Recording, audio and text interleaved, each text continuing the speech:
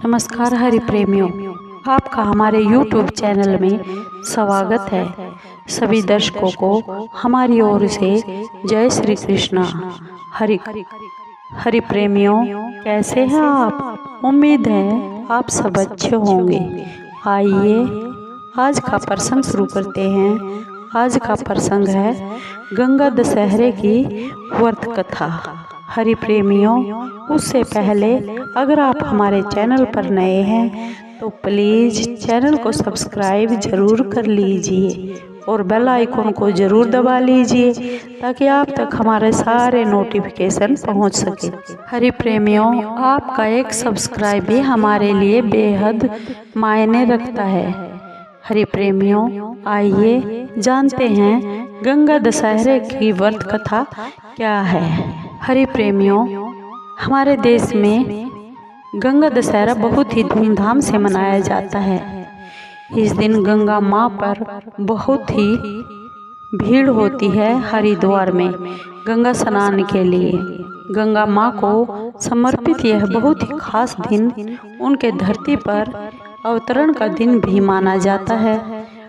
हिंदू पंचांग के अनुसार गंगा दशहरा हर वर्ष ज्येष्ठ माह के शुक्ल पक्ष की दशमी को मनाया जाता है, जो कि आज यानी 30 मई 2023 को है।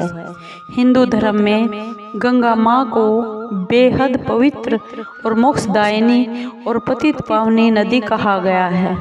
ऐसे में गंगा दशहरा के अवसर पर माँ गंगा की आराधना का भी विशेष महत्व है। कहते हैं इस दिन माँ गंगा की विधिवत पूजा करने से सभी भक्तों को मन की चाही प्राप्ति होती है। अगर आप भी गंगा दशहरा में माँ गंगा की अपार कृपा के लिए व्रत रखने की सोच रहे हैं तो आप यहाँ गंगा माँ की पौराणिक कथा सुनिए।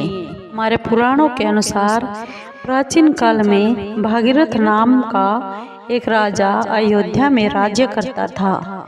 उन्हें भगवान श्री राम का पूर्वज भी माना जाता है। एक बार की बात है, राजा भागीरथ को अपने पूर्वजों की तर्पण करने के लिए गंगा के जल की जरूरत पड़ी। उस समय माँ गंगा सिर्फ स्वर्ग में ही बहती थी। तब माँ गंगा को धरती लोक पर लाने के लिए राजा भागीरथ ने बहुत वर्षों तक कठोर तपस्या की, लेकिन फिर भी राजा भागीरथ को सफलता नहीं मिली।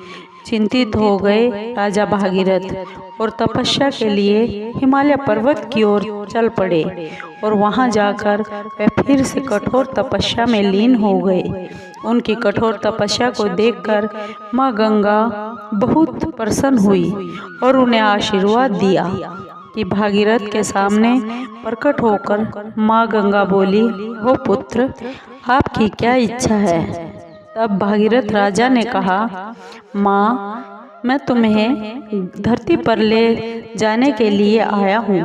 यह सुनकर माँ गंगा ने भागीरथ की इस विनती को स्वीकार कर लिया, लेकिन माँ गंगा का तेज वेग होने के कारण माँ गंगा बोली, मेरे वेग को कौन संभालेगा और कैसे संभलेगा? इस बात से माँ गंगा भी परेशान थी और राजा भागीरथ भी परेशान हो गए, क्योंकि अगर वह सीधा धरती पर आती है तो बहुत तेज वेग के कारण धरती तबाह हो जाती। उनके इस परेशानी का हल सिर्फ भगवान शंकर ही कर सकते थे। इसलिए वे भगवान शिव के पास गए और बैठकर भगवान शिव की आराधना की और उपवास रखा। राजा भागीरथ की इस कठोर तप को देखकर भगवान शिव बेहद प्रसन्न हो गए और उनकी विनती को स्वीकार कर लिया। इसके बाद ब्रह्मा जी ने अपने कमंडल से माँ गंगा की धारा प्रवाहित कर दी और भगवान शिव ने माँ गंगा की धाराओं को अपनी जटाओं में बांध लिया। इस तरह 32 दिनों तक माँ गंगा शिव की जटाओं में बहती रही। फिर जेठ के महीने के शुक्ल पक्ष की 10वीं तिथि को भगवान शिव ने अपनी एक जटा खोल दी और माँ गंगा को धरती पर छोड़ दिया।